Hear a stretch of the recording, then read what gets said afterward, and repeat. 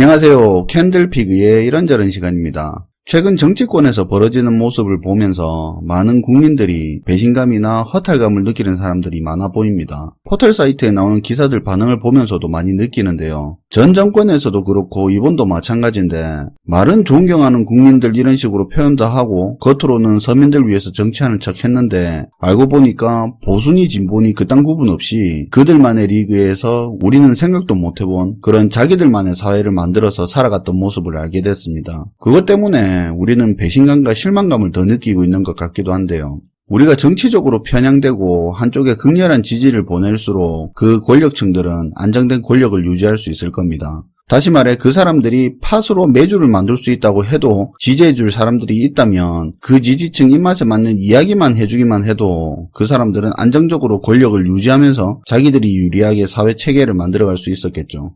그런데 그 사람들 지지해준 국민들은 남은 게 뭐가 있을까요? 실제로 남은 건 제가 볼 때는 실망과 허탈감, 국민 간의 분열밖에 없는 것 같습니다. 또 있죠. 앞으로 답 안 보이는 경제 상황하고 그걸 정치권이 해결을 못할 거라는 불안감도 국민한테는 남아있겠죠.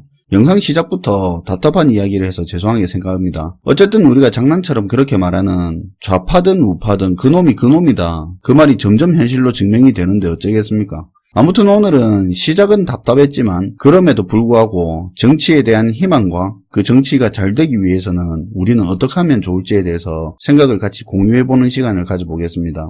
몇 년 전에 전쟁 역사에 관련된 책을 읽었는데요. 제목은 기억이 정확하게 안 나는데 그런 문장이 있었습니다. 국민끼리의 갈등은 정치로 해결하고 정치의 갈등은 전쟁으로 해결한다는 그런 내용이 있었는데 개인적으로는 참 기억에 남는 문장이었습니다. 쉽게 말해서 국민들끼리 이게 좋다 저게 좋다 이해관계 대립이 심해서 결론이 안 나오면 우리가 싸우지 말고 정치권에 토스를 해서 정치권이 대신 싸우게 해서 해결하는 거고 정치끼리의 대결에서 답이 안 나오면 전쟁으로 해결한다는 그런 이야기입니다. 역사가 그렇게 흘러왔다는 거죠. 사실 우리가 정치인을 우리 대표자로 뽑는 이유도 우리를 대신해서 싸워서 결론을 내주고 내가 원하는 의견을 사회에 반영시켜달라는 그런 목적에서 정치인을 뽑아주고 지지도 해주죠. 그러니까 큰 틀에서 보면 국민들 간의 이해관계 해결 업무를 우리는 정치권에다가 하청준다고 보면 되는 거죠. 그런데 지금 상황을 유심히 보고 있으면 오히려 정치인들 자기끼리 이해관계의 대립을 반대로 국민을 이용해서 해결하려는 모습이 너무 많이 보인다는 느낌이 듭니다.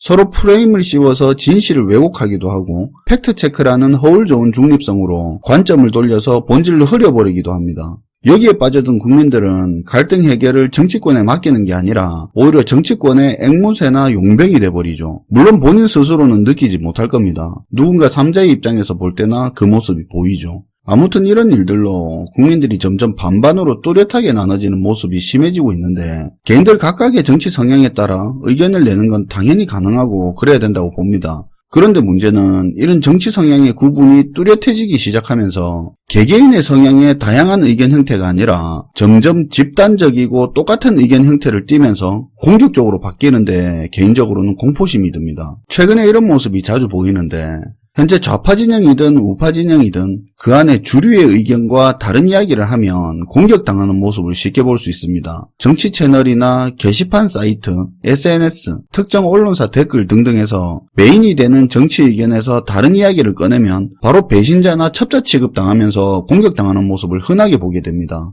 이거 보고 있으면 마치 옛날 6.25 전쟁 때 자기가 속해 있는 무리랑 조금만 다른 의견 이야기하면 빨갱이다, 반동분자다 이런 식으로 하면서 처단하는 것 같은 그런 느낌이 들기도 하는데 지금 이 말이 분명 오버인 건 맞지만 그래도 언어적 폭력이 물리적 폭력으로 진화하지 않을 거라는 보장은 없다고 봅니다.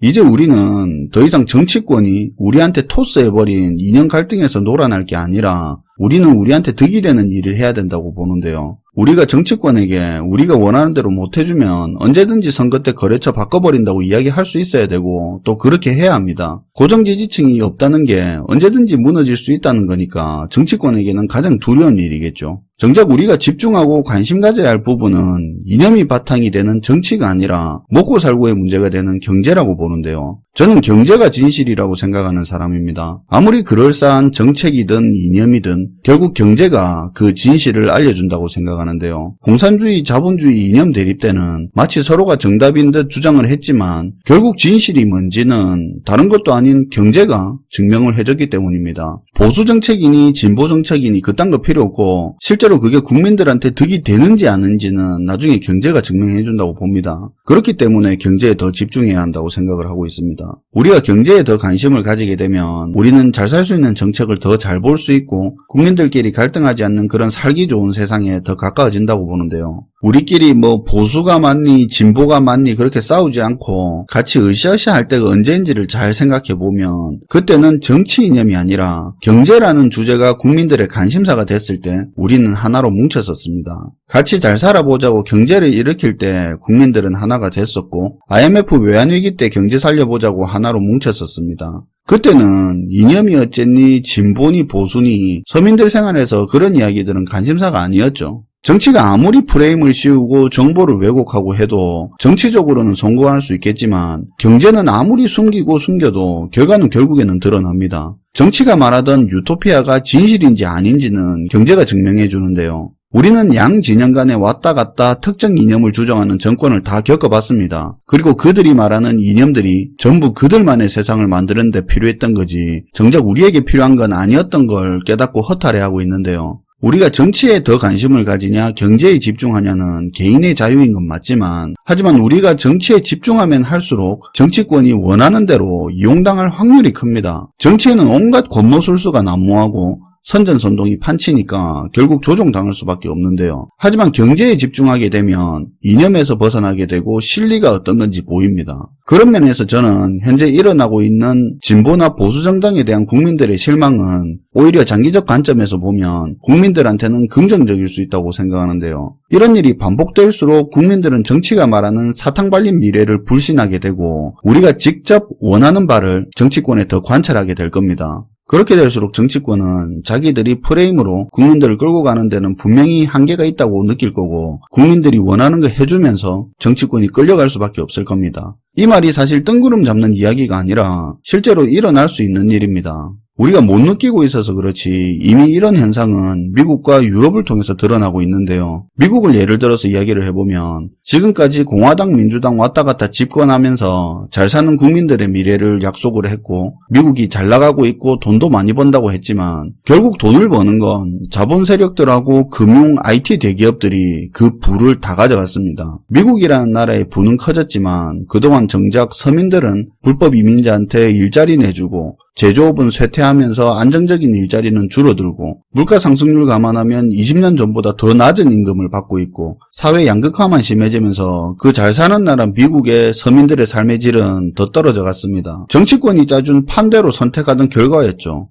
그런데 트럼프라는 사람이 나타납니다. 그런데 이 사람은 서민들이 그동안 말하고 요구하던 공약을 속 시원하게 대신 말해주는 겁니다. 기존 정치인들이라면 쉽게 말하지 않을 만한 내용을 서민들의 눈높이에서 서민들이 원하는 정책을 펼쳐준다는 거죠. 멕시코 국경 장벽을 만들겠다. 동맹국한테도 안보 비용을 많이 받아내서 미국 부담을 줄이겠다. FTA고 뭐든 간에 기존에 체결된 거라도 미국 산업과 일자리 창출에 불리하면 재협상하거나 파기하겠다. 불법 이민자 적극적으로 추방하겠다 등등 예전에 보던 정치인들이 요리재고 조리재에서 말하는 그런 공약이 아니라 황당해 보일 수도 있지만 서민들이 진짜 원하는 그런 공약으로 서민들의 요구사항을 정치적 이해관계로 재해석하지 않고 그걸 그대로 정치에 반영해 준 겁니다. 그런 진짜 대중의 요구를 그대로 추진해준다는 약속 때문에 강력했던 상대 후보 힐러리를 꺾고 포퓰리스트 대통령 트럼프가 탄생한 거죠. 진보니 보수니 하는 정치가 짜놓은 프레임으로 더 이상 국민들은 움직이지 않고 미국 사회가 그렇게 변하는 이유는 결국 서민들이 체감하는 경제에 대한 한계가 왔기 때문에 서민들의 주장이 정치계 판도를 바꾸는 계기가 된 건데요. 여기서 잠깐 우리가 꼭 알고 넘어가야 되는 부분이